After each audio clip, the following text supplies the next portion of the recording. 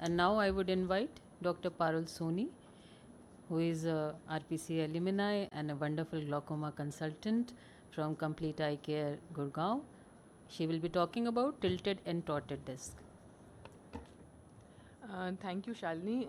Thank you, AIOC, Dr. Tanuj, and Dr. Namrata for giving me this opportunity. Can I have the slides, please? उसी side है अच्छा.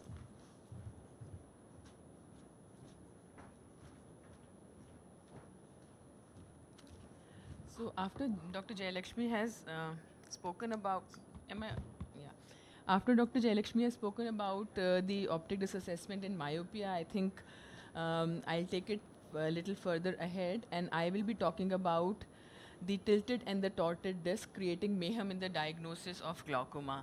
So we all know that how a normal optic disc looks like, and we also know how a glaucomatous disc looks like with its classical changes like increased cup disc ratio, the peripapillary changes, disobedience of disc isn't rule, and the inter-eye asymmetry.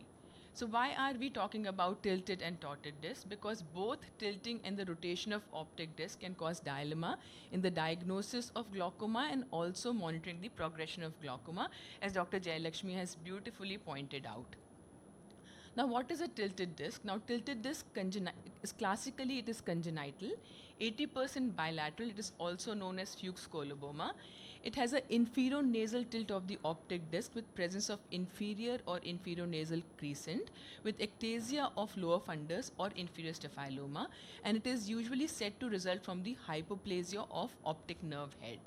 Now, why are we talking about this? Because these tilted discs can produce the visual field effects which can mimic neurological field effects or glaucomatous field effect, and I will be talking about that how do we distinguish them from the true glaucomatous visual field effects. The acquired tilted disc, on other hand, could either be unilateral or bilateral, and it is usually associated with myopia progression and unequal expansion of the sclera on the posterior pole. Now, when we look at the tilted disc, usually what happens, we are able to see the circumference of a disc in a normal eye, but when the disc is tilted, you cannot look at the 360-degree circumference of the optic disc, or its margin are not clearly visible. The superior temporal part of the disc is elevated and the inferior or inferior nasal part is posteriorly displaced. You can also have association of myopic astigmatism, situs inversus, and along with this comes the visual field effect, which can confuse you with neurological or glaucomatous field effect. Now, how do we calculate disc tilt? So we have two indices. It could be either disc ovality index or tilt ratio. Both of these are opposite of each other. So disc ovality index is the ratio of the longest to the shortest diameter. On the other hand, the tilt ratio is the ratio of the minimum to the maximum diameter.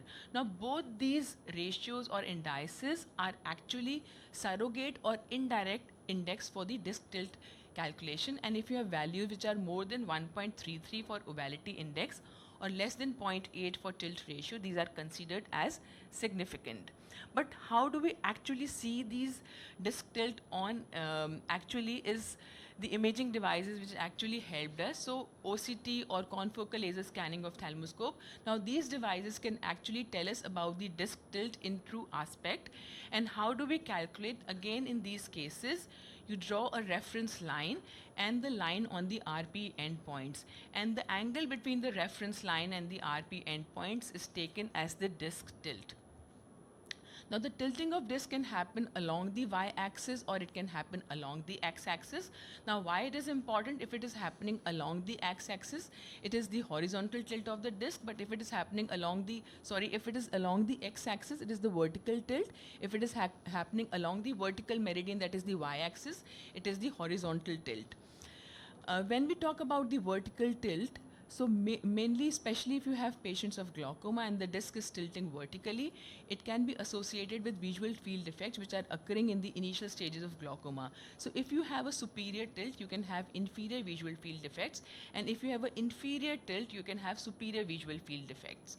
Now again, with horizontal tilting of the disc, now again in early stages of glaucoma, the horizontal tilting of disc can be associated with bispheric retinal nerve fiber layer defects on the OCT and bispheric visual field defects also. as the tilting of disc happens on the x and the y axis, if the disc is rotating along the anterior posterior axis, that is the z axis, that is what is known as disc torsion. And basically disc torsion is deviation of the long axis of optic disc from the vertical meridian. So we all know that the disc is vertically oval, and if it is not vertically oval, it is tilted, then this is called disc torsion. And how do we calculate distortion? So basically you draw an imaginary line from the center of macula to the center of disc, and a line which is perpendicular to this imaginary line. Now the angle between the longest axis of the optic disc to this perpendicular is taken as disc torsion, and if it is more than 15 degrees, it is considered as significant. Coming to some important facts about tilted and torted discs. So tilted discs are usually bilateral when they are congenital. However, with acquired tilting of disc, it could be either unilateral or bilateral. Now, both tilting and torting of disc usually coexist. They are usually more common in patients who have corneal astigmatism of more than 2.2 diopters of cylinder, and the axis of cylinder correlates with the axis of the longest diameter of the optic disc. Now, almost 66% of patients who have tilted disc have myopia, and almost 1/5 of patients who have myopia of more than 5 diopters have tilted disc. And out of these patients, almost 1/5 of tilted disc patients are going to have visual field defects. So this is a big number which is going to mimic glaucoma even if the patient has normal intraocular pressures. Now, how do we differentiate? So congenital tilted discs are usually associated with superior-temporal, superior quadrant visual field defect. When we talk about neurological field defect, they are usually non-progressive, and neuroimaging is normal. When we differentiate from glaucoma, their intraocular pressure is usually normal, and these defects can get eliminated if you use a corrective myopic contact lens.